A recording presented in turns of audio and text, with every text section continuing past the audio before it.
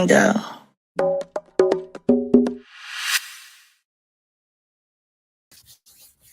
All right, my friends, ladies and G's, Crank Nation. Hey, this is going to be a good one. Okay? Back for another episode of the Chief and Go. I didn't have a guest this evening because got a lot going on. I'm flying out in the morning, going down to A to do my thing with the XO band, and it's homecoming season down there. Morehouse and Spelman. I think it's like all the colleges, something like that. It's a big outside show they do every year. So I'm getting ready for that and wearing my many hats. Mr. Chief, keep it brief. Chiefism, Chief Dizzle for Shizzle for Sheezy for show, Chief Rocker, right? And I had a couple suggestions and ideas. We were going to actually talk to Lit Band or Mia Moscato, who will be on the show soon. But then the spirit put it on my heart to talk about D'Angelo, right? And his impact and contribution to our music and our culture. And like, because it hit me hard the other day, I ain't gonna lie. I was driving and something came on because I just happened to play him like the day before I'm playing D'Angelo, and that's how it be. And I said, let me talk about D'Angelo, right? Now, is he a go-go artist or from go-go? No. Is this show only about go-go? No. That's not, that's just the main focus because we're gonna shine some light where it ain't, put some paint where it ain't, we're gonna highlight our culture, and I'm here to try to share it with the world, and articulate what we do and what our culture is to the world. That's one of the purposes of the Chief and Go, and one of the goals to preserve go-go music and go-go culture and archive it and move it forward, right? To tell the story of the past and with different people to move it forward, right? Of our go-go music, right? I'm the go-go historian, aka, right? So I come to you every week to bring you content, information, interviews, stories about our go-go music, which is born and bred in DC, as we all know, and some may not know if you're watching from another overseas, another country, or out of state, and you just haven't had the go-go experience. It's a music that was born and bred in DC by Chuck Brown, most notably. Put it on the map. It's about percussion, very heavy percussion, syncopated Afro-Cuban rhythms, coming from the motherland by way of Jamaica and Cuba, and it kind of traveled. This sound of this Koonga, right, has traveled and morphed into different and evolved into different styles of music, which one being go-go that we have created and we hold very dear to our heart in the Washington, D.C. area. You got a lot of mainstream artists that have come and collaborated with us and gave us the credit. You got a lot that haven't, but we have our own thing, and it's a great time for go-go with all the things going on in the music industry, and then the streaming and the way artists and musicians are getting paid is coming back to this live thing, right? This live thing is so important because this is where you're gonna make your lion's share of the money. But yeah, it's a heavy percussion influenced sound with syncopated rhythms and beats, and we do a lot of cover tunes. And the key to it is that we always have the beat going in between songs, where it's not like regular artists where they stop in between songs. We got that beat going, and during that beat, we do a lot of call and response and interaction with the crowd. The crowd and the audience and the patrons of our music are a very big part, the biggest part of what we do. So if you are tuning in and you don't know what go-go is, that's a brief synopsis of what it is. So tonight, I felt, like I said, the spirit put it on my heart to talk about D'Angelo because it hit me hard. Because we talking about artists and musicians that came to be in the same time that I came to be, right? In the same age group, who die unexpectedly to my knowledge. I didn't hear that D'Angelo was sick, and we going away from here in that 50-year-old time range. And so once I made my decision to do that, I'm gonna do my research, and I'm like, okay, how do I tie this back in the home? Because I know it relates, because the spirit put it on my soul to talk about this. And like I said, just because the similarities in age and time. And so as I'm looking, Brown Sugar came out in 1995, which was the Huggabuck's greatest recordings, came out in 1995. So this is 30 years ago. And I remember coming out, one of our first Banneker performances, Georgia Avenue Day, right? It was us. It's on YouTube. He was on my Go-Go Loops TV page, and we got the white 1580 shirts on, and we out Banneker, and D'Angelo and Redman performed that day, and I believe Essence and probably others. But we were coming up at a time and crossing in the spaces. I've never met the guy. And at that time, I can't lie, I wasn't even hip to the importance of, or the impact or the talent level, right? So all that to be said, I'm like, okay, I'm gonna get a good show going. So I'm doing my research. Then I call my man Kenny Martin, Kenny, because that's who actually made me zero in and focus on D'Angelo and what he was doing and what he had to offer as an artist, right? We talking about a multi-instrumentalist. One of the things I aspired to be, listening to Stevie Wonder and Prince, right? And so as I'm looking at everything and trying to find clips to show y'all, and just taking it all in, he's definitely very closely related, interrelated. There's a lot of similarities between what he was doing and the go-go culture, with him being right down there in Richmond and the 804, right? He is just like, it was very similar. We all come up in the same time in those mid 90s, and before, listening to our parents' records and all the music we came up on with P-Funk and Confunction and Sly and the Family Stone and Larry Graham, which is definitely close to my home, right? And I'm hearing his influences and my influences and go-go influences, and I'm like, this is very necessary to talk about him, because the impact he had on the culture. I think I may be wrong on this. I didn't look it up, but I think he may have been the artist that the term neo soul came from, right? It might have been one of the first artists to usher in that genre or subgenre. But just understanding the impact and influence that Questlove played, and that Voodoo album, even later, with Questlove just being an hour and a half or two north, D'Angelo being an hour and a half south, the Philly soul, the go-go, the pocket, the swing. It's very necessary that, we talk about D'Angelo, his impact on the culture, his impact on the music, his influence, what he gave to Black music, right? And how he changed the game, right? So I'm about to give y'all a hell of a chief and go.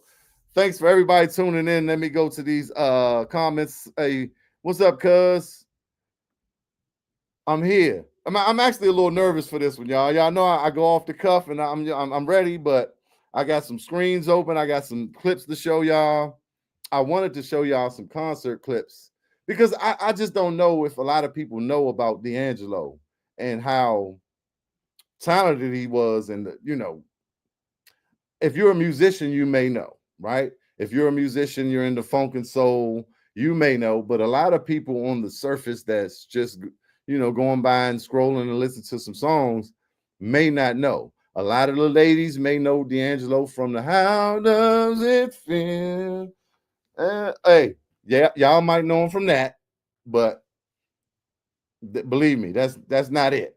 That was cool, right? I want to get into that. That was something that happened, and it was cool. He wasn't too happy about it, and we're gonna get into all that. But just to know the stagemanship, the musicianship, the multi-talented, the multi-instrumentalist guy, the writer, the producer, man, it's like it's crazy. Sometimes you got to die as an artist for people to know your contributions, especially when you're ahead of your time and you're creating a sound. You know, you're putting some paint where it ain't.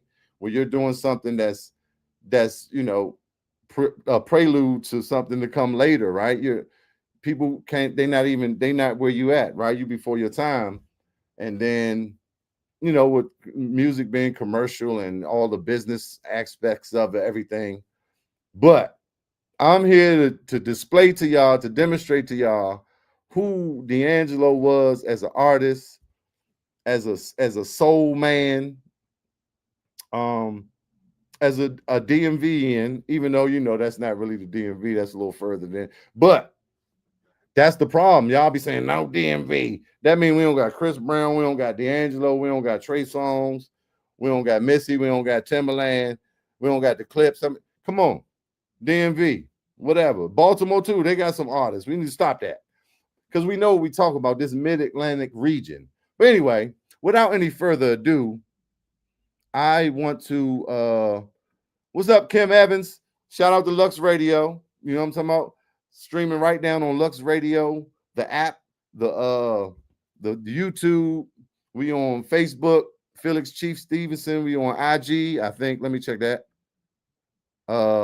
Yep, I believe. We streaming in about 6, 7, 8 places. We on the move. You know what I mean? We got the team going. We looking to do big things in 25, 26. So y'all stay tuned, subscribe to all the pages.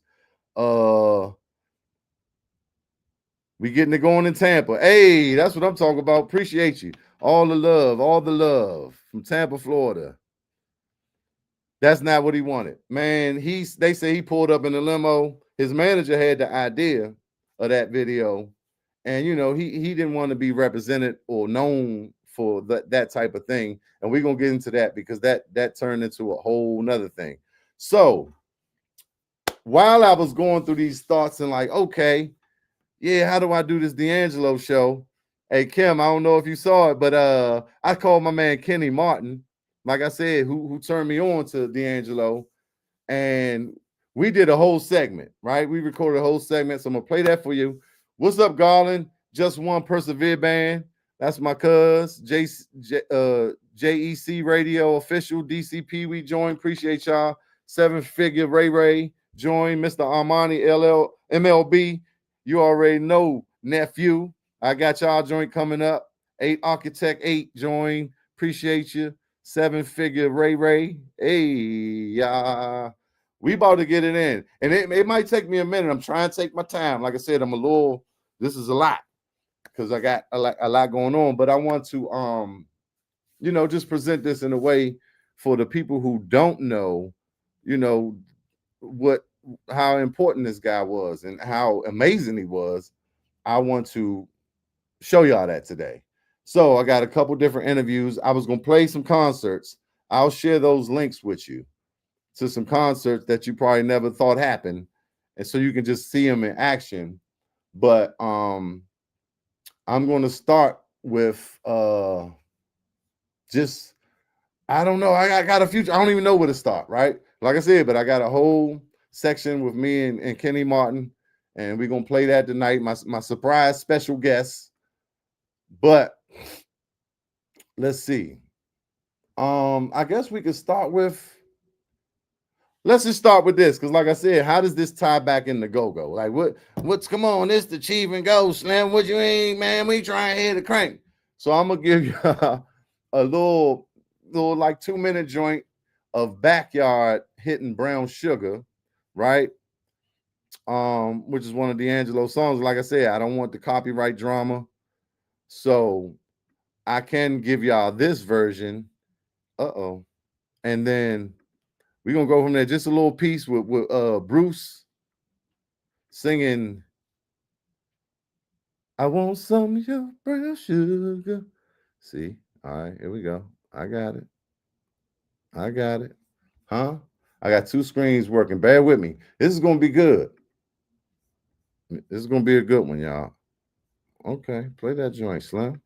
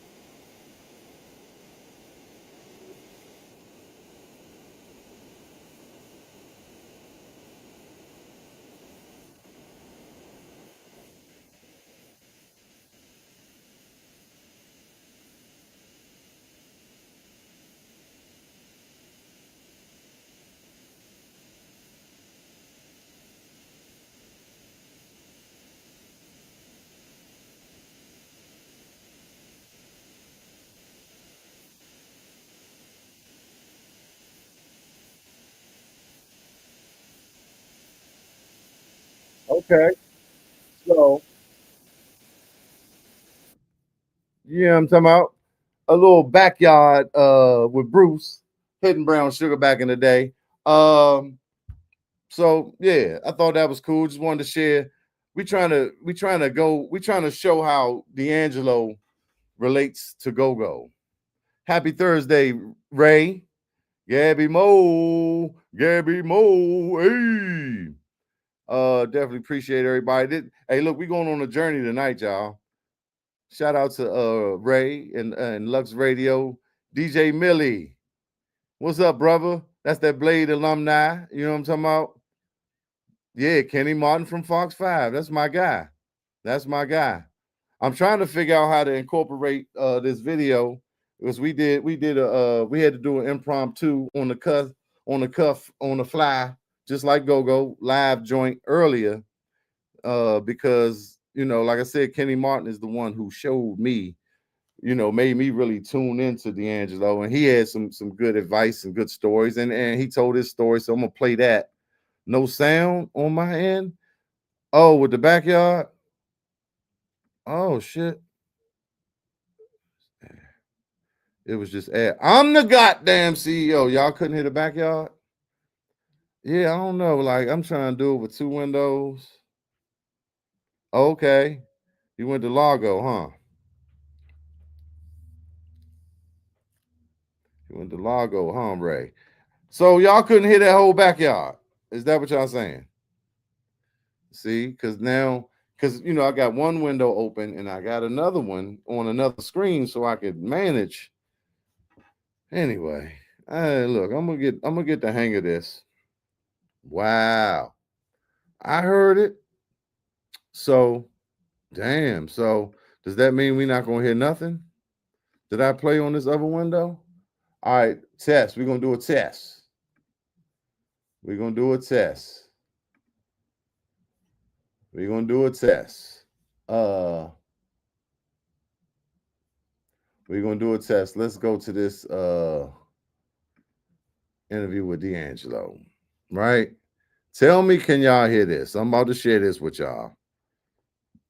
I just found it. Doing my stop sharing. Man, I was looking for that. Oh, what? Okay. Extra camera, share screen. So please tell me if y'all can hear this. God damn it.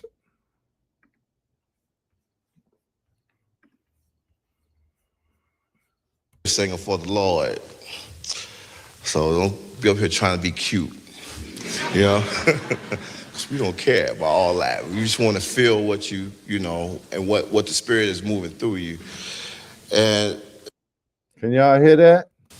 but yeah, the Vanguard is just the progression of that. And we're not the Soultronics. It's a different band, and I think it's a louder band, it's a harder band. That's not what I want. It's more guitars, definitely. So it's definitely more rock, you know. Don't go up there for no. What I learned early, My they bad, used to y'all. say this when I was going to church. They used to say, you know, don't go up there for no form or fashion, you know. And so I guess what that means is, you know, listen, we up here singing for the Lord. So don't be up here trying to be cute, you know. Because we don't care about all that. We just want to feel what you know, and what the Spirit is moving through you. And it's the best place to learn that, you know. So you shut yourself down, and you let whatever's come come through you. And the guys that were singing with me, the Lumsey brothers. Lumsey Brothers, right? Yeah, one of them I met in Richmond. I put a little quartet gospel group together, and he was playing drums. So I brought him along, and he brought his cousins, who came up in the quartet tradition. And All right, so yeah. So this joint, they go through everything. But he was just talking about his early days in Richmond, and he had a hip hop group. He had started like the quartet he talking about. He gonna go on to talk about the Apollo and different things. But this was good. But yeah, like he talked about Richmond and the punk scene and DC, and I thought that was cool. So I wanted to share that with y'all. Let me see where it come up at. It's interesting because the quartet tradition, it's like a dying art form. I mean, it is. is Richmond, Virginia is not seen as a musical hotbed. However, Yeah. come however, on, come on, explain it. Tell me about it's it. not, because I don't know how many. They're not really a lot of from there that made it really big. I mean, y'all know of Major Harris.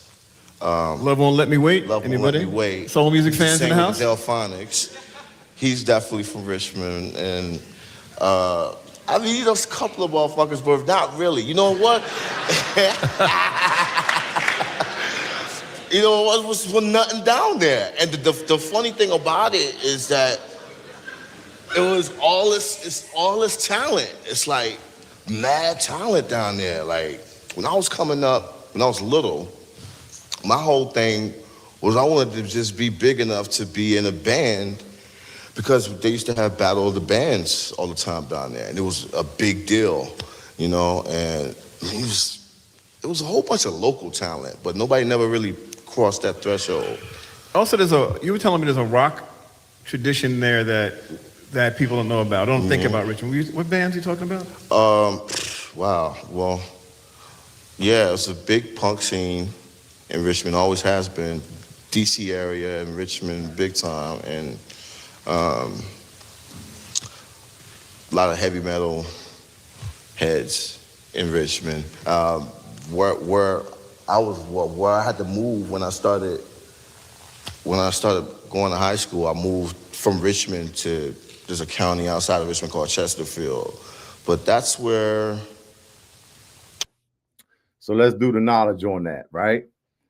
Bad Brains, I think. I forgot the band. He said, I don't know all the punk names. I heard them. I haven't memorized them all the way, but when before Go-Go, got its launch, like I said, Trouble Funk, Chuck, Experience Unlimited, a lot of these bands, the Young Dynamos, they were playing covers. Junkyard came along later, which was like the real go-go band. But these bands were playing like cover tunes. And as Chuck and everybody figured this go-go thing out and letting that beat ride so they can compete with the DJ, then they started to put those pockets in and whatever, and thus became go-go. But before that, early 70s and whatever, around that time, late 70s, where it was a punk scene in DC. So David Grove from the Foo Fighters is he's actually the leader of the Foo Fighters. He was the drummer for Nirvana, where Kurt Cobain, all the Nirvana joints, Come As You Are, the Teen Spirit and all that. He was like 18, dropped out of high school. Anyway, went on tour. His mother let him go. Then Kurt killed it. The thing happened to Kurt. Kurt passed. And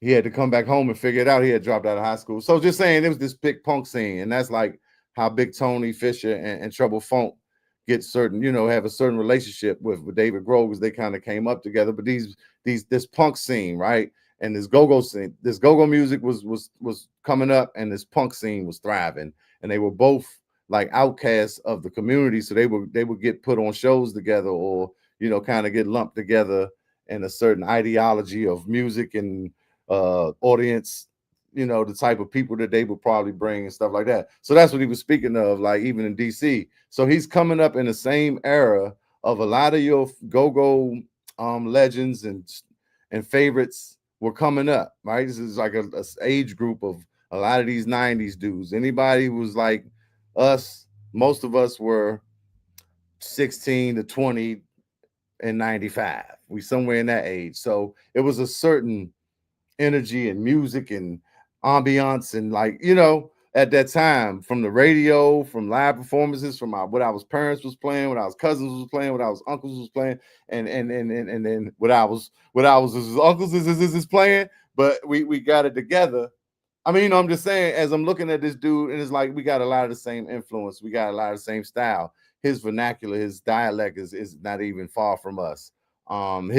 His path just kind of took another trajectory. He wasn't as close to the go-go as us. If he was from Southeast, D'Angelo would be Frank Suris. So, I mean, you know what I'm saying? Maybe not. I mean, but a lot of go-go people are multi-instrumentalists and talented like him. That's what I'm saying. So this relates to go-go. He had impact on R&B soul music in general.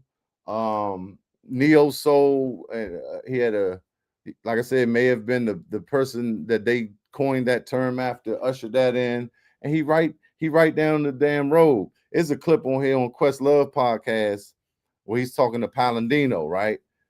If you're a musician, you may know the bass player that they had, the tall Turkish dude, or saying ain't white man, one of the baddest dudes ever. So on Questlove podcast, they talk about how they met and all that. But when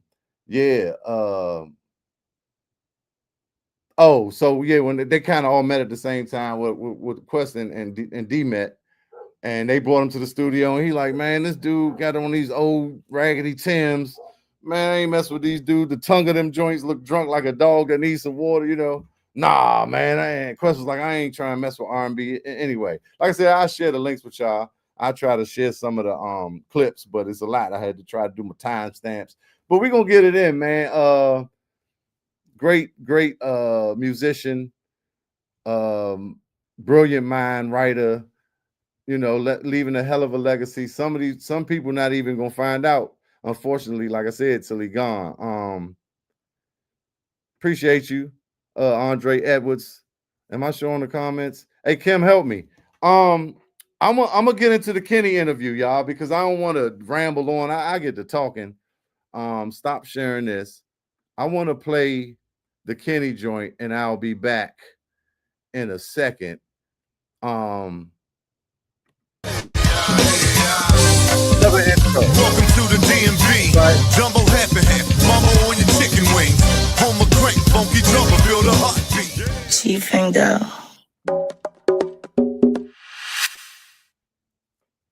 Yes, indeed. Yes, indeed. Yes, indeed. Back for another impromptu episode, right? Y'all know Chief B on the go. I'm Chief, your host, Chiefy Dog, Chiefism, Chief Dizzle for Shizzle for Sheezy for show. And I have a very special surprise guest today. A guy I got a lot of respect for. I'll give you a little backstory. In high school, I started with a band called Potential. They had a band called Progression. Jeff Bugsby was the drummer, one of the first drummers to kind of take me under his wing and show me some stuff and show me how it was done. And so as young as we were watching them, you know, taking notes and learning from them through the connect with Kim Evans and I believe Dwight. And then I met Kenny later when Shaquan wasn't showing up. Kenny would come in and we instantly had a lock. First night, no practice. From there, I went on to play with Soul Patrol Prop Utensils with Kenny, Kenny, Kenny Koonga, y'all. I don't know if y'all know, but y'all gonna find out today. So we played with Prop. I was there for a short period, and then we did Soul Patrol we shared the stage for a good minute. Guy I got a lot of respect for, a lot of love for. My man Kenny Martin, Kenny Koonga. Hey, what's up, Chief? How you doing? Hey, man, and I'm in here, man. I'm out here. I'm outside. I'm ripping and running. I'm getting it done. Hey, you listen, know, man, I appreciate the intro. I got a lot of respect for you too, man. We did some great stuff back in the day. Filling in with the Huckabucks was an honor. And, you know, with the beats that Saquon laid down, you know, I really dug those beats. So I was able to get in there and rock with you. And then the stuff that we did with Soul Patrol and that was great, man. Some of those nights felt like we were just floating on a cloud. Maybe literally. Yeah, both literally and figuratively. and it was just a great time, man. A lot of talks with you in the car, listening to music in between those 3 sets. Yep. I was talking about it last week. Boris came through, Scooter's brother, right? Yeah. And you know, I talked about all that. Yeah, the 3 sets and the cloud in the middle, and Tidy and Dave got the big grape soda. Yeah. Right. Yeah, we had the big Newport, right? And absolutely. Yeah, man, it was a great time. Amazing nights.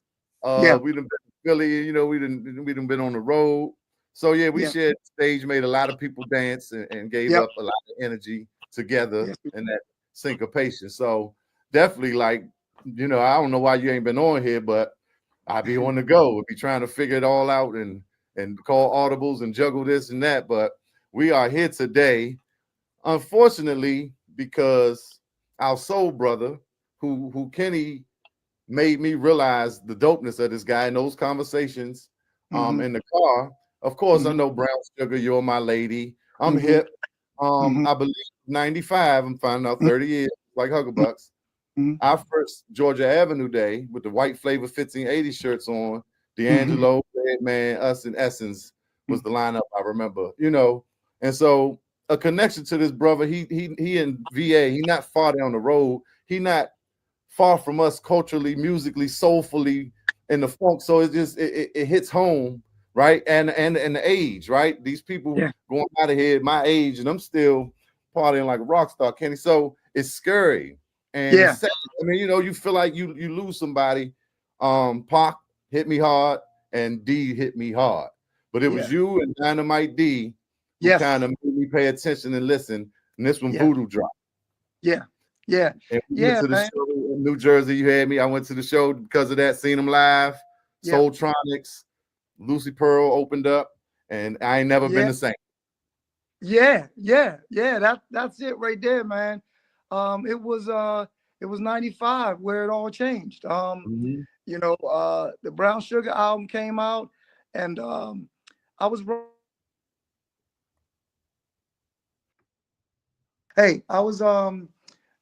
you know, I gotta block these kids, man. But anyway, wait a minute.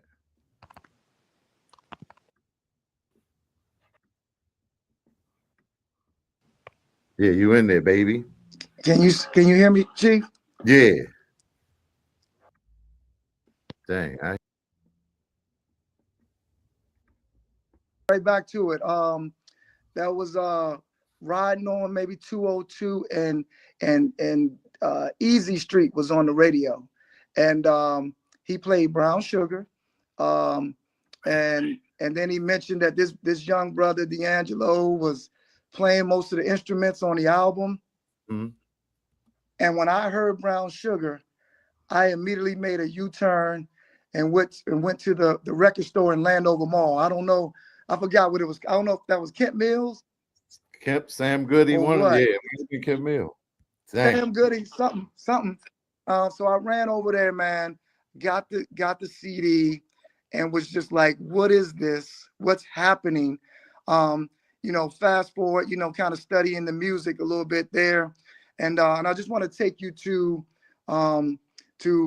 shortly thereafter, D'Angelo was performing at the Bayou Club in Georgetown, which is no longer there. I think it shut down in about maybe 1999. But in 95, $10 concert. Wow. And let me take you back. I had a gig that night with Proper Utensils. We were playing at Trade Winds. So I knew I wanted to go see D'Angelo. And so I went and set up all my drums at Trade Winds, and then connected with my man, Dynamite D. And yep. And who is the biggest connoisseur of music that I know. Like Fact. He knows every year, every song came out. He knows who's playing instruments on everything. So he's super influential to me. But so we go to see D'Angelo, man, at the Bayou, and it was just amazing to see, what D'Angelo did on that stage and the soul that was coming from that stage, and to see him doing, Can't Hide Love by Earth, Wind and Fire, and Sweet Sticky Thing, Ohio Players, not to mention his records. It was amazing to see him kind of cover those tunes and how funky they were. Not to mention Angie Stone was on stage too. Angie Stone. That part. She's that part, right? So Chief, if I just could share with you, man, after that show, me and Dion are just sitting there like, what did we just witness? What did we just see? And what did we just hear? And it was a hard left turn, because all I ever wanted to do, Chief, was be in a go-go band. That's it. I ain't got no other aspirations to do nothing. I want to be in a go-go band after seeing Junkyard at Wild World, but that's a whole nother, we'll talk about that later. But yeah, man, we're about to go to my show, and honestly, I looked at Dion and I was like, I don't know, like I don't know if I can go do this show right now. That's how powerful it was to see D'Angelo then. I didn't know if I could bring myself to go to my gig. I wanted to immediately, right there, start chasing that. Evolve. I want to evolve. Whatever that is, I want to be there. This bop.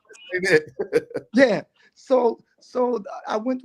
I went and did my show, and it was a great show. Shout out to Funk and R.I.P. to Benny.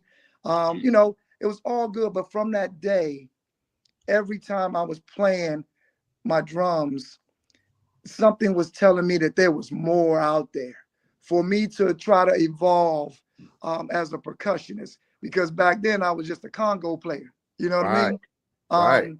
And when I saw that, it sparked something in me to want to kind of see what else was out there. I started bringing the bongos to my Koonga setup, and I started trying to bring chimes. And Let me say this. Let me interject. Right. So this guy, Congo players, right? That's what we call him in Gogo. You're a Congo player. Yeah. He's the first guy I saw that was a percussionist. Yeah. Right. Frankie Knuckles, or plenty of Steely E. Kenny had a whole stand with the cymbals, the chimes, and a tray with Yep. kabobas and instruments I would hear, percussion instruments, but I didn't even never know it was a percussion instrument. The Or that electronic pad too. The pad. band had the SPD, one Yeah. of the first people, and we didn't have a keyboard, so Kenny was pulling up them horn hits on the DMX song and the chimes and the bells and like you said, the bongos and the two big matadors, or Yeah. two big Yeah. joints, because at that time they weren't even letting you bring the junior LPs, because go-go wasn't really popping in them spots you need to have with your dress shoes, the Yeah. grown and 50 era, basically, which we ushered in. But Yeah. I was along for that ride, and I remember Yeah. that opened my mind to that too. Yeah. And just how you were playing, right, with the shaker and the pop, Yeah. the boo-boo, and you showed Yeah. me all the Latin hand movements. So my guy right here, y'all, Kenny Koonga, got on a chief and go. But my bad, I didn't mean to cut you off. So basically, he changed your whole, and that's the test, or that says a lot about an artist when one performance changes your perspective on music, your goals, right? Yeah. Just how you see it in general. That's amazing.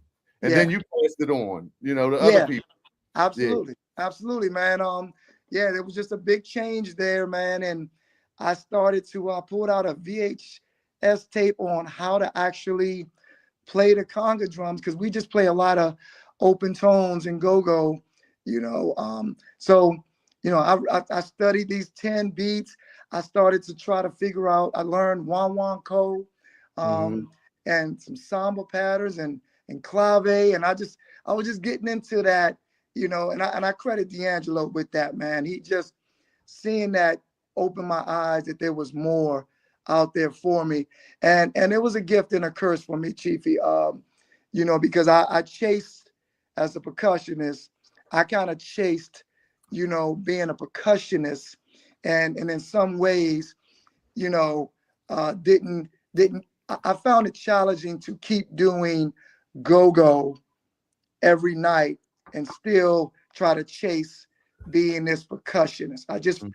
I never really figured it out. I figured it out now, but I never figured it out back then, as I was on my journey to trying to be a percussionist, and how can I play with D'Angelo one day and still rocking out with the go-go band. It was kind of hard to be in both of those spots. It took me a while to kind of figure out that they're just two different things. And I was trying to bring my percussionist into the go-go lane. And it was, it was a little challenge. I just didn't know how to do that. So, it took me a little while to kind of figure that out. Yeah. I understand that completely. Like with velocity and, with the Latin and other musics, it's more toned and more, go-go, like you say, is a lot of doc, it ain't a lot of intricacies. Yeah. Like you said, velocity, loud, soft, when to do what, when, how.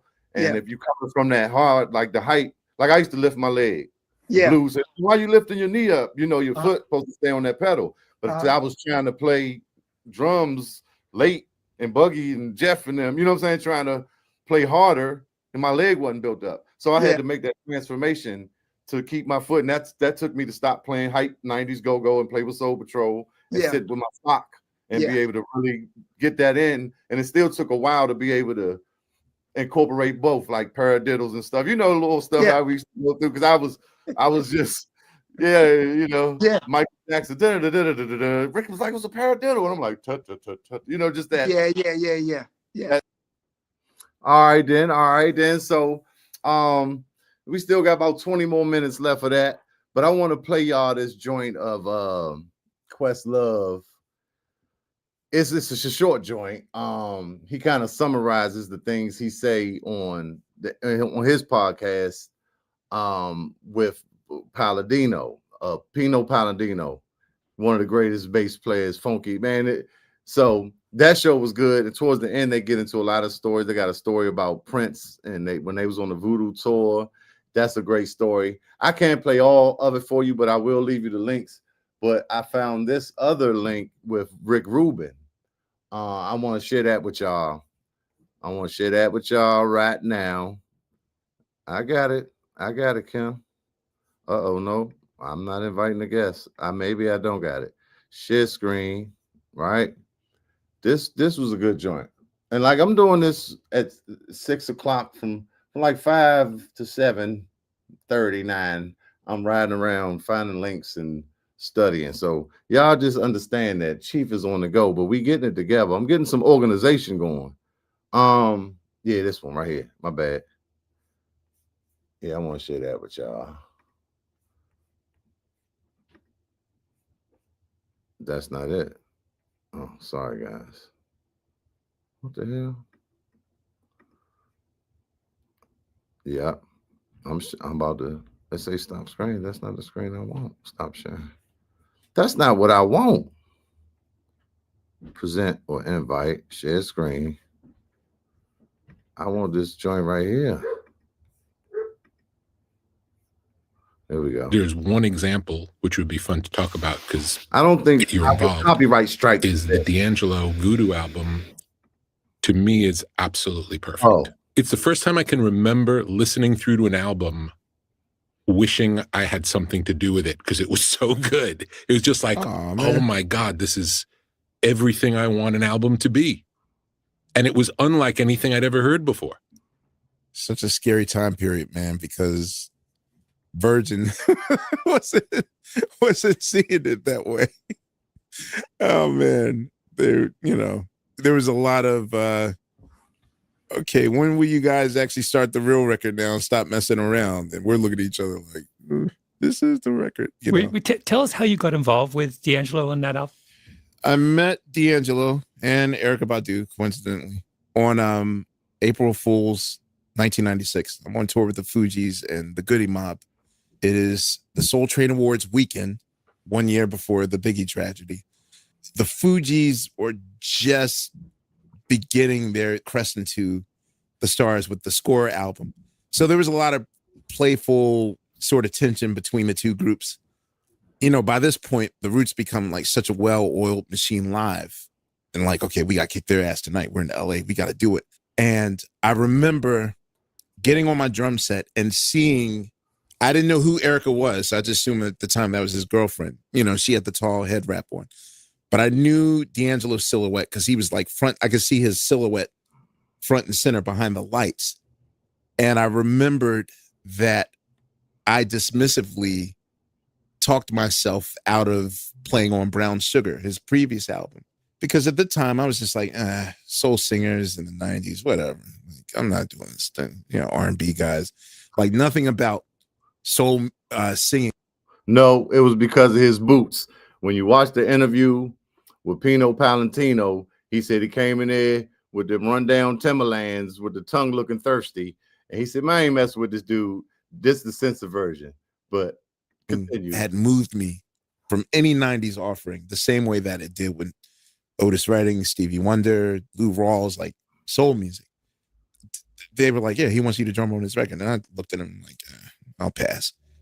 And then I got Brown Sugar and was like, oh my God, this guy could be the one. And so I've been trying to figure out how to get back in his good graces so I can be there for round two. Now, the thing is that because of this rivalry thing we have with the Fugees, the show was a certain way. But when I saw D'Angelo, I decided to call an audible and basically have a conversation with just him, which meant that I was now about to throw my entire band off.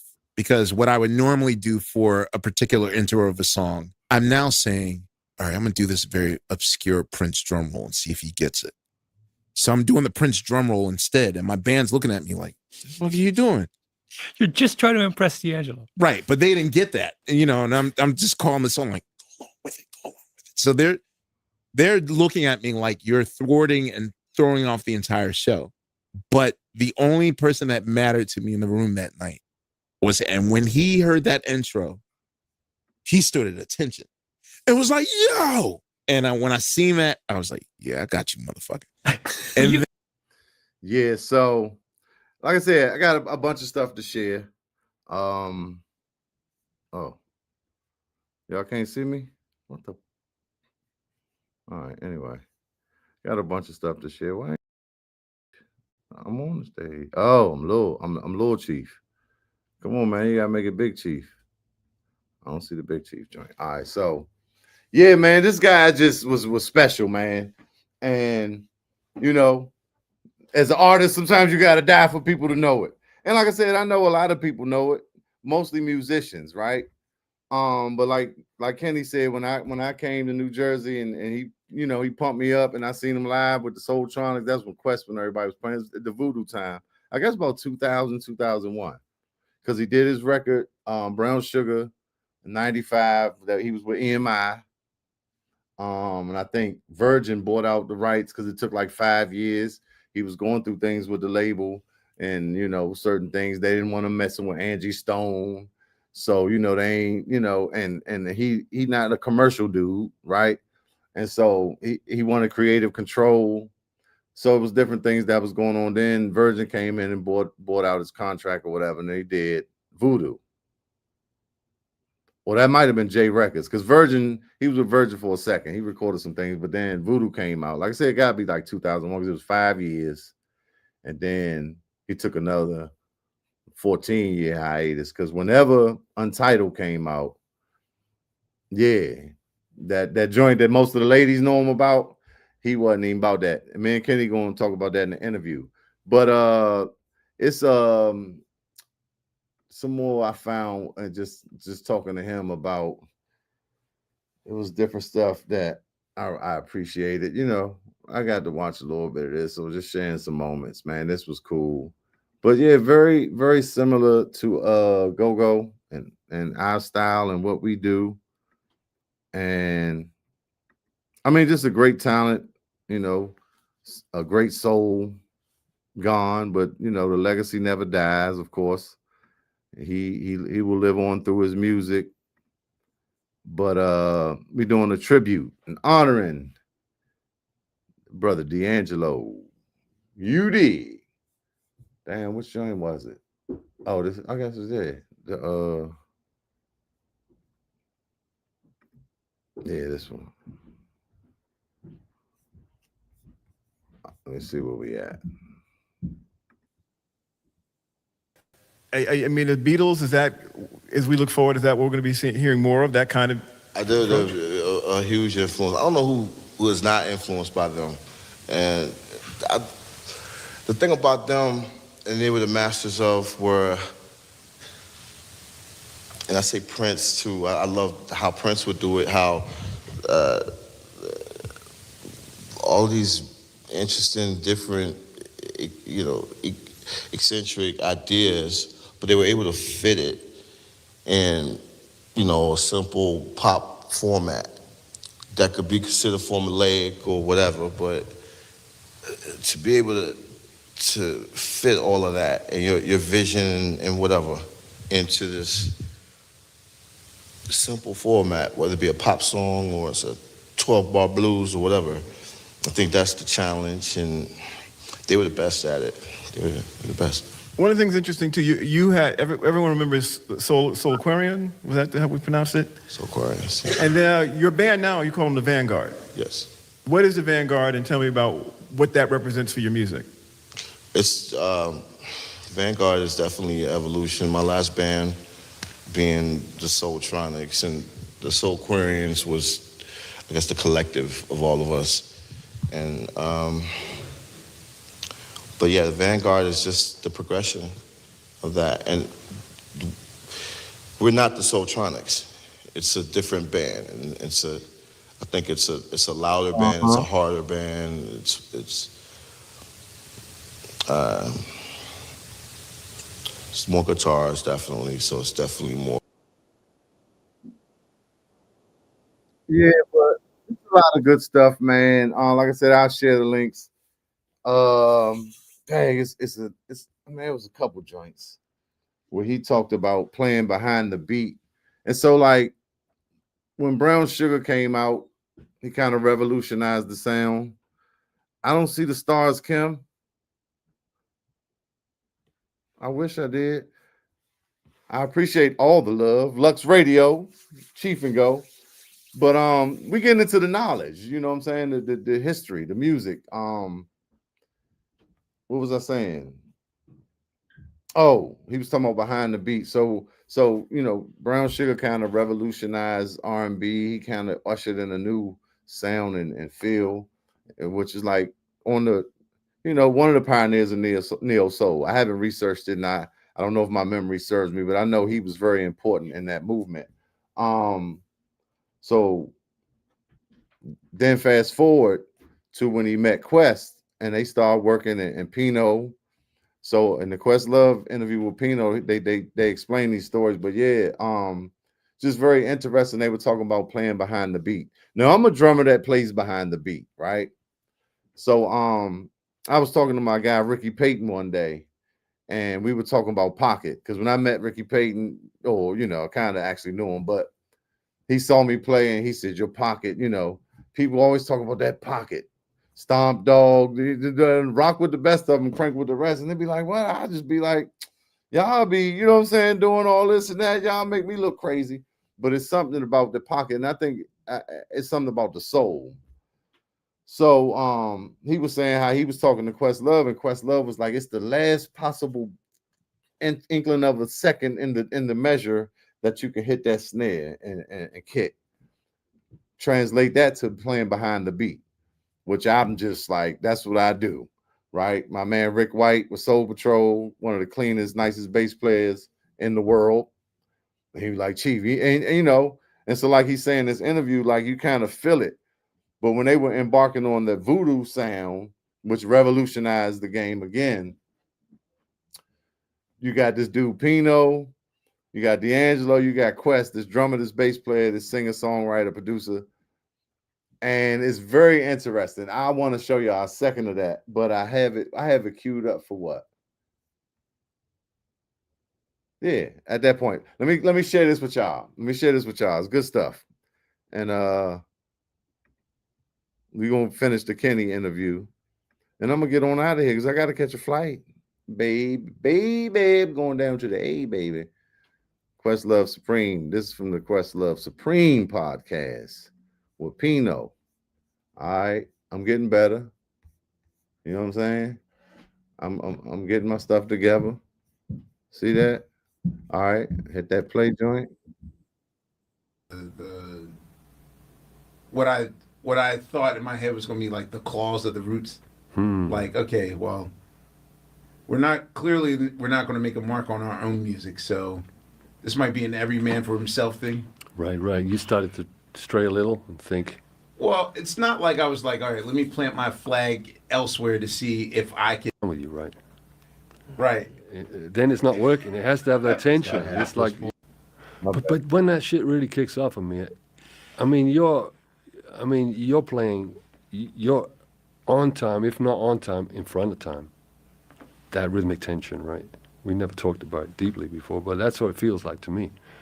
Because if I'm trying to play that stuff and a drummer will start to slow down with you, right? Right. Then it's not working. It has to have that tension. It's like, you know, it's a So Amir's on top, you're behind, and D's somewhere in the middle? Oh. Yeah, we're both behind, me and Dio. But Quest will also come in, you know, he'll join us on some things, like it might be a little nod on the hi-hat, or one kick drum will be misplaced. Just enough to... Yeah, enough Yeah, to D wants me to, like, my hi-hat always has to be, like, one of my three things. Either my kick, my snare, or my hi-hat has to be consistent. Yes. And then I have to divide half my brain to drag this in another way, but still keep this consistent. But then playing with D'Angelo and Pino. The body scanner reveals the brutal truth about your body that your regular scale will never tell you. For weeks, my scale showed I wasn't losing weight despite diet. D'Angelo gets the glory position of either playing right on top of the thing or really dragging. Right. And before, when he would drag, I'd go with him, and he would stop the song like, no, don't go with me. Stay where you at. And I'm just like, wait, dude, like I have my own problems in trying to figure out which limb goes which speed. And then this guy's like slightly behind me, but I could deal with that. But you are really throwing me off. So it took 10 hours, and we'd spend anywhere between 6 to 12 hours consistently playing. So I just consider before that the tour, Amir. Y'all, you talking before y'all even hit the stage? No. This is the Just Voodoo the album. This is Yeah. yeah. Just because it seemed like at some point, just watching y'all during that time and watching Amir, because we should make note that like I don't recall a time in your career where you've done what you did for Voodoo, like you paused stuff, and it seems like when y'all got on stage, everybody, Anthony and Hamilton backgrounds, everybody included, it was like spiritual, Yes. right? I think because we all came one at a time. Like first it was D, it was D and me, it was us three. And then we brought James Poyser in. Right. And then it's almost like you have to bring, and then Spanky started coming. So it was almost, you had to do a one at a time thing. And that person had to figure out, like, when to cross the street. Right. Here I go. What is going on? Oh my goodness. Oh my goodness. If you're a music nerd, then this interview is for you. I'm gonna share it with you. This is the Questlove joint, Questlove Supreme podcast, Pino Palladino. You done heard him. Like I said, if you're a musician and you hip, but this dude's like a 6'7", he's Serbian, Turkey. Go watch the goddamn interview. But yeah, it's good stuff. I'm not gonna try to share that all with y'all. I'm going to bring this this crank combo with my man Kenny Koonga back up, and you know we're gonna touch on a lot of stuff. A lot, you know, we're gonna do what we do on there. The touch of everything, right? Yeah. Man, but yeah, that's awesome, man. So yeah, like I said, I never forget that show I seen, the Soultronics. Yeah. You know, them seeing Quest. Yes. And they was just jamming, and he just, you know, and I just never seen him live. You just know D'Angelo, I mean, you know, Lady and all that, you know, sit behind the organ. I never seen him rocking out like funk. Like you see the P-Funk, you see the James Brown, you see the Prince. Yes. Man, and it was and Lord John happened to, they opened up with Lucy Pearl and Raphael and Don, you know, so just that whole show was like, man. Yeah.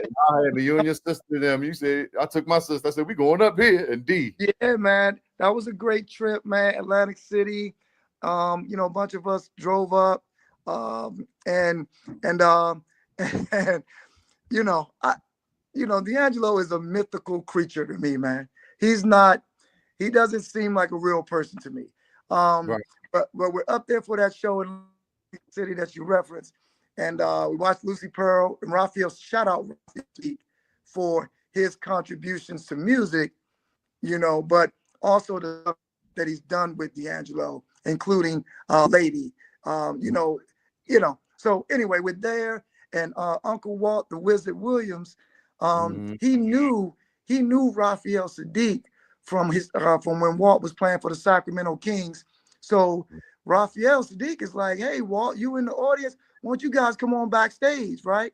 So Raphael Sadiq comes to get me, Uncle Walt, and Dion. He takes us backstage, man. The lights go dark. D'Angelo's about to come out, and I'm looking for him, man. I don't have no cut for D'Angelo. Yeah, and man, when I saw him come on that stage, I must have scared the living daylights out of that dude, because he walked up on me and I saw him and I was like, D'Angelo. And he looked at me and he jumped, because, you know, really backstage, I'm sure everybody back there is chilling. This is what they do, not me. I turned straight fanboy, scared the living daylights out of him, man. But it was just a great night that night, watching them perform. You know, it was just been a great journey, man. Following D'Angelo, and you know, from the first album to Voodoo, and just the musicians that he was using, to seeing Anthony Hamilton on stage and not knowing who that was, but listening and saying, hey, who's that guy? Right? That guy got a very distinct voice, you know? And I'm like, who's that guy? And we following him, we paying attention. Oh, his name is Anthony Hamilton. A couple years later, you know, Anthony Hamilton drops coming from where I'm from. You know, I think on So Def with Jermaine Dupri. And And you follow that and you look up another time and you see Shelby Johnson, who was rocking out with D'Angelo. Next thing you know, she's rocking out with Prince at the Super Bowl. Wow. You know, not to mention Questlove and all the guys, man. It's just, you know, it's just been so inspirational to kind of follow D'Angelo over these years, man. It's just been great. Yeah, that's cool. But I was about to ask you, did you ever meet him? And now I'm kind of refreshed to that story, right? I was like, I couldn't remember. But that kind of reminded me of the Bye Sally, the Sally Richardson story too. I don't know if we can talk about that one. Yeah. But yeah, man. I was gonna tell you something, man. It's just as far as you know, just the musicality and what D'Angelo was doing. Me and Dynamite D, we since 1995, we have been trying to tell anyone who would listen how bad this guy was, how amazing D'Angelo was. Some people got it, but a lot of people didn't. And you know, people would talk about, they would be at the New Orleans Jazz Fest, and we like, make sure you check out D'Angelo. And they were like, man, you know, they walked out. People just didn't get it, Chiefy. Yeah, they did. They didn't get it.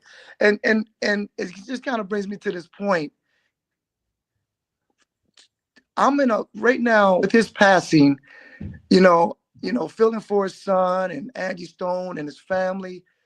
But there's another part of me, man, that's feeling an incredible amount of joy from, you're talking about, I'm on social media, I'm on my TikTok and my Instagram. Every now and then I see a D'Angelo video or something, right? But for my algorithms to have completely taken over, and I'm seeing D'Angelo every other post this week on my timeline, yo, it's been amazing. And in a weird way, you know, it's passing, but now it's all coming in, and he getting his flowers. Everybody's seeing it. I'm seeing I've never seen before when he was a kid.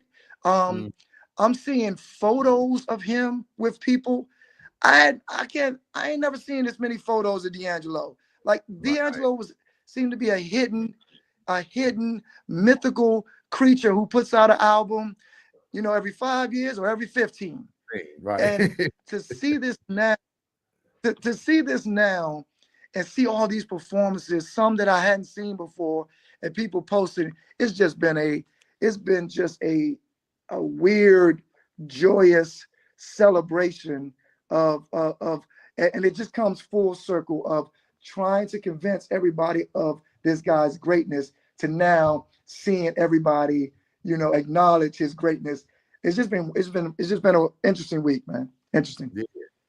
Yeah, and that's the curse of I mean, you know, most artists are misunderstood. I don't want to say misunderstood, but the curse of an artist before their time, right?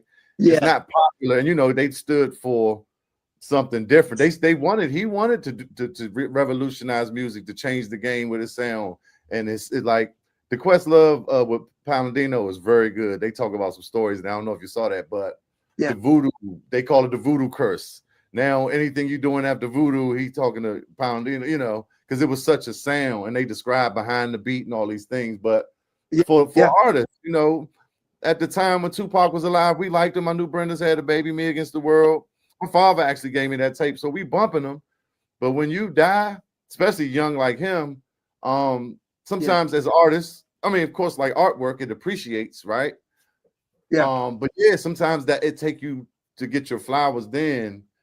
And look how many years later, but like you said, especially even with the gaps, and that might have caused the, you know, not so much getting attention, but and you know, it was just raw. It was soulful. It wasn't for everybody that's used to listening to, you know, or you know, it was just different. Sly Stone, you know, all these influences he had, but they were talking about the How Does It Feel, the Untitled, and how he didn't want to do it and he didn't like it, and then that became, you know, they screaming his name and take your shirt off, and that sent him in the hiding again, like you coming backstage. He's like, hold up, you know, because that's not what want to be remembered for. Right. But I Right. think it was a necessary evil because Yeah. it did get more attention. But you ask a girl or younger girl, you know, most women, they gonna know that. They They know that don't one know song. he could play all instruments, jam out, and the soul Right. brother that he was, you know. Yeah. But that's Yeah. just unfortunate about artists and dying. But it's like you said, it's a bittersweet thing. Yeah. If his affairs in order, then you Yeah. know what he 3 kids, 2 sons, 2 daughters, and a son or something. Mhm. You know, and that's sad that Angie, we just lost Angie. You know, now he, you know, but yeah, and so hopefully, like I said, it'll his legacy, of course, will live on. That's the beauty of being a musician, Yeah. especially you know, Yeah. popular, right? Even if Yeah. they catch on later, your legacy, that soul lives on, and Yeah. it's coming out in our music, and then you know, it inspire generations to come, and that's Yeah. that's why we do it. Yeah. But yeah, no, that's why I wanted to do this too, because I was like, I want no guest. I'm gonna talk about D'Angelo Yeah. because he just had a lot of influence and Yeah. you know Yeah. impact on the culture and Yeah, just man. revolutionize the music. And shout out to Angie Stone. I got the chance to I was playing with my group Sound of the City with Biscuit and Ice and Vaughn and those guys and Precious. We got a chance to perform with her at 14th and Park. And until this day, man, you know, she was amazing. Like she came into that sound check and guided us through them songs in the most professional way, that it was incredible how professional she was, how she knew what she wanted, how she was able to convey to us what she wanted.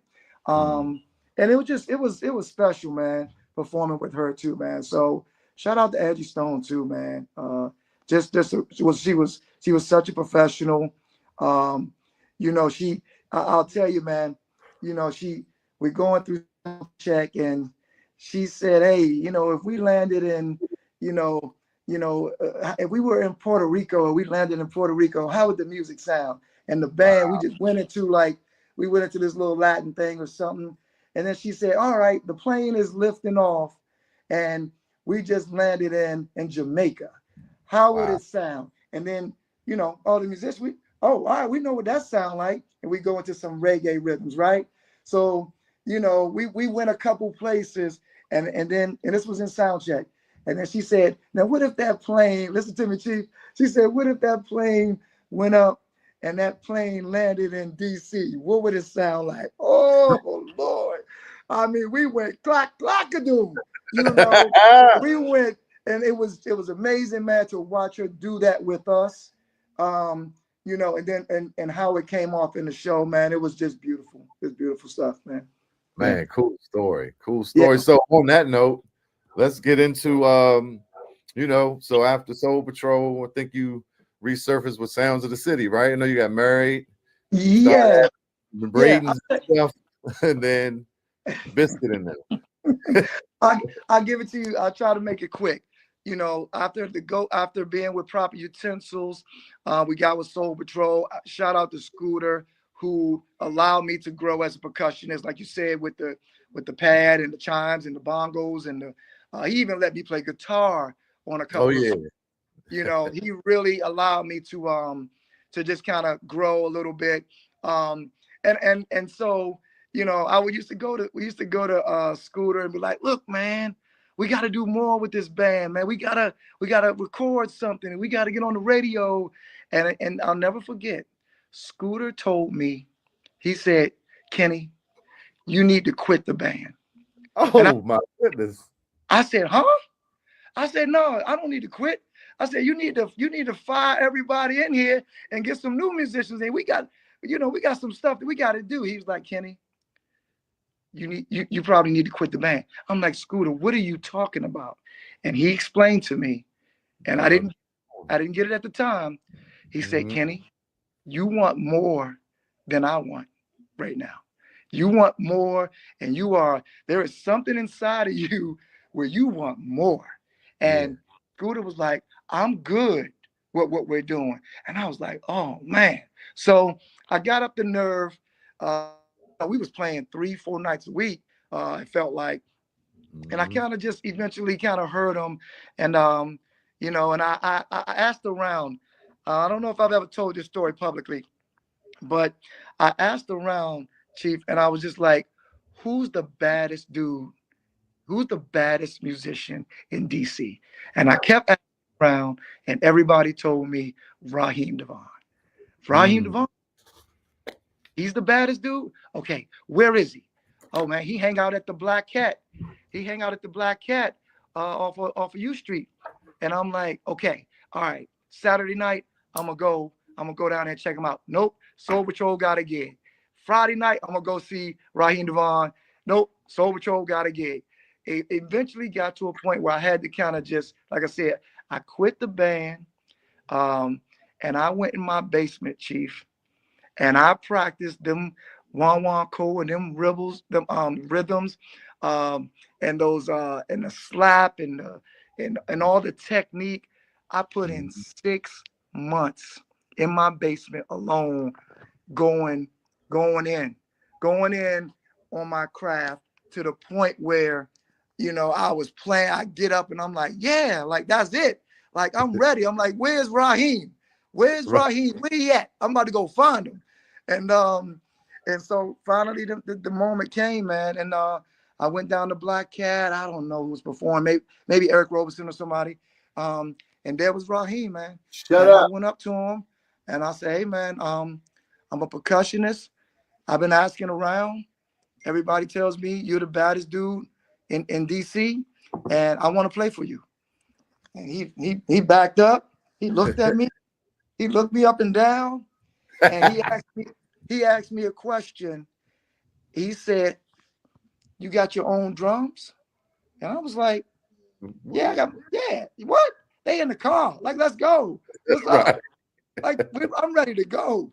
And and he was like, "Hey, man," and so long story short, he turned me on and connected me with Biscuit and his band at the time. And shout out to Biscuit Bynum. Of all the musicians that I've played with, Biscuit has been the most influential drummer that I've ever played with. You know, played with some good dudes, but Biscuit really gets space, leaving me some room. You know, he really got it. So I got with them. We were able to be play for Raheem a few years there.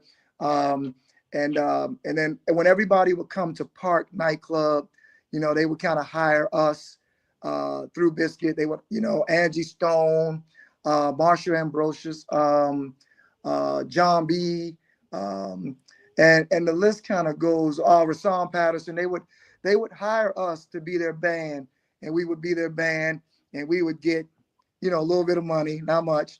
And after a while, we just kind of got to the point where, you know, we would have hired help. And that's when we kind of formed Sound of the City, where we're the artists. We're the artists. We're the band, you know. And so we got into Sound of the City. We did some great stuff. We had some great recordings. You know, it's hard to kind of get your stuff out there. But we did the best we could with that, and did that for many years, man. And then you name it, get married, and I had twins, and when I had the twins, you know, just had to be home a little bit more to help around the house with that. So that kind of slowed me down a little bit, and you know, just lately I just been spending a lot of time practicing, man, and just, you know, believe it or not, Chief, I spent a lot of time practicing on the actual drum set. A lot of time on that, just understanding what the drummer's doing, and then, you know, it kind of can help me as that percussionist, understanding where that little space is, and how to make things work as a percussionist. So that's kind of it in a nutshell, man. And it's been a great journey, man. You know, playing with, you know, Marcus Johnson and a lot of other folks, man. It's been a great journey. Yeah, I've seen you on clips. I forgot you've been playing the drums a little bit more, but and I still got. I think the first Sound of the City, is it just the band? Just the band. Just still the got band. that joint. You already know. And the remix, that the one with the remixes, and y'all was the music. and you know, y'all took the yeah. Yeah. I got both of them if that's a different one. Yeah, two different ones, and I think it might be a couple others. But yeah, the Yeah. joint was tough. You know, countless. You know how I go Yeah, to and I just know that was like the first joint. So you know, I like archive. I'll be finding stuff like, wow, I got Lost Jenna. I yeah, got, but yeah, man. and then so who'd you go overseas with that time? The Bourbon, who was that? No, Frank McComb. Frank McComb. Okay. Yeah, I connected with Frank McComb. Uh, End up kind of being a little MD for him a little bit, even though, that wasn't my lane. But I was able to kind of pull together a band, Biscuit and Ice. R.I.P. to Ice, a fantastic bass player who also played for Chuck Brown. Okay. So yeah, we did some gigs with Frank McComb, and then I was blessed with the opportunity to go to Japan with Frank McComb, and we did I don't know, maybe we did 4 or 5 nights at the Blue Note, and now you talking like your music taking you around. We traveled a little bit with Raheem, but going to Japan, dude, like what are you talking about? Like, and just the way you're treated, just and the money, and it just was a whole different vibe, and it was very cool and very interesting, and I learned a lot on that trip, man. I learned a lot. That's cool, and that's what this is about, right? Talking to our movers and shakers. Some people popular, some people less popular. You got some people here that's super big, heavy hitters, right? A lot of people don't even know they here. They somewhere in the cut. Yeah. But as musicians, even unless you're playing with one of these top bands for years or all of them, right? Your name don't be as big. I'm trying to, what I'm saying? That's why I'm doing this, to get my name out there. But I like to bring people that I know. Yeah. You know what I'm saying? And like, and show and highlight the fact that you've been to Japan, right? These musicians, we come from go-go. Yeah. We come from we come from, but Kenny, has played, like he just said, with a lot of situations, even with the Raheem. Yeah. But kind of just been a part of a lot of great moments. The Prop Utensils record, right? Yeah. KE Double and Wow. You on Rump Shaker? Or that's no, you? I got it right after that. Yeah. Right after that. Yeah. But still, just like to inform the people of things I know. And then when I talk to people, I find out more stuff too. But like, we was in the car for hours, like you said, on them breaks, but it's been a while since we've had that. And I'm watching, the sports dad and baseball and man everywhere. And it's a beautiful thing. And congratulations, proud. I'll be like, look at my man, that's my man. Hey, y'all. Hey, Kenny, that's a good dude, right? That's my man, I try. Yeah, man, just like proud of you, and just wanted to, bring you on here and share some of your story, and also, that D'Angelo part, which was great. That's what we needed, Well, look, thanks for the opportunity. Shout out to you and what you're doing. Keep pushing, and everything I'm sure will fall into place as long as you keep putting that work in, man. So shout out to you and keep doing what you're doing. Yep, and might need you to come do the tribute for Shaquana at the HB reunion. I'm working on it. Might be top of the year. We're gonna do like a tribute, let folks come on up. Yeah, that, you will have to be a part of that if you're available. Yes, absolutely. Yes, I would love to. Thank you.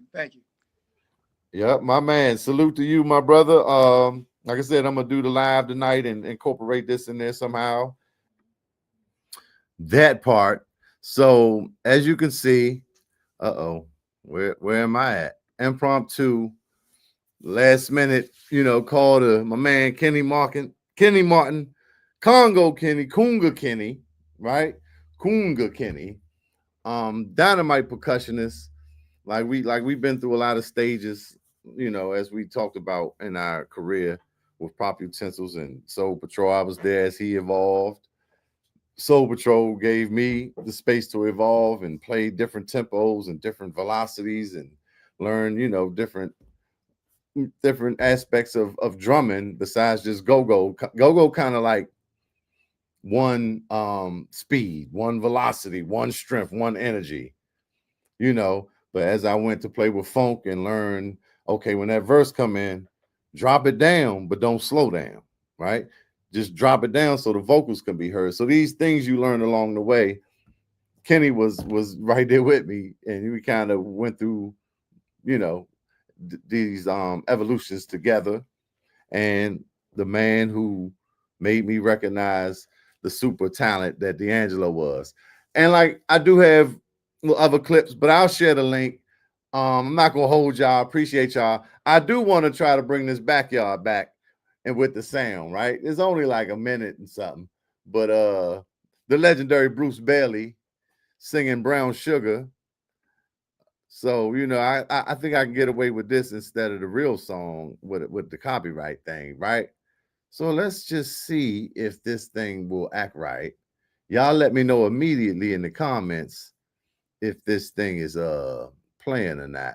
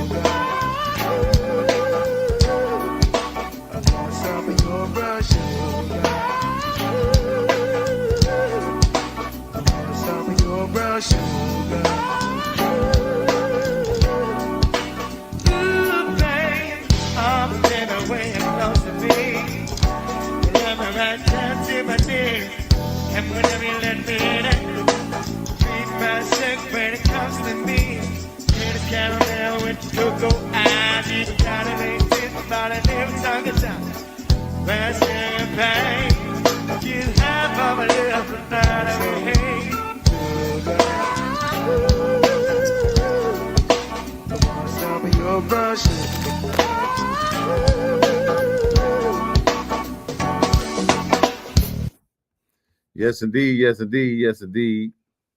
On the Chief and Go. The Chief and Go show. Definitely appreciate all y'all. Man, I hope I provided some valuable content and ain't waste your time talking about our soul brother D'Angelo, who passed at 51 earlier this week. And I just wanted to pay honor and homage and tribute to him because, like I said, I feel like he one of us. He not far. He encompassed a lot of the things we encompassed as far as soul, funk, jazz, and blues. I'm gonna share these interviews with y'all and these shows. If you choose to discover more, if you don't know, I ain't gonna hold you. I ain't gonna waste your time. Thank me later. Definitely had that in the description, and I'll try to put it in the comments and things like that. But definitely appreciate everybody for tuning into the Chief and Go. If you're loving the content, $ cash apps, cash app. Don't put an S on it. You know that's how that's Ebonics. That's the hood talk. Hey, Young Slim, hit me with the cash apps because my credit score low. All right, Terry, don't get me. That's an inside joke. But yeah, I appreciate y'all. I gotta get on this flight, go down to the ATL, and crank with my XO family. I don't even know when it is. I think it's about 8:30. I got to get myself together, pack my bag and all that. But as promised, I'm here each and every week. I got a good streak going, y'all, for the Chief and Go live. I hope you found this entertaining and informative, edutainment, we call it. And y'all have a good one. And I'm gonna get on out of here. Peace, love, and crank. Keep it cranking for the culture. Hashtag Gogo Loops. Hashtag keep it cranking. Hashtag for the culture. $ Go-Go Loops for any donations. Shout out to Lux Radio Network. Got a lot of things coming, a lot of programming, a lot of content coming your way. Y'all stay tuned. Y'all lock in. Y'all subscribe, like, and share. Until the next time on the Chief and Go. Peace, love, and crank. All right, now I'm gone, y'all. It's a vibe. It's a vibe. 95, I pledge allegiance to the crank. Oh, as long as I'm alive. Chief and Go.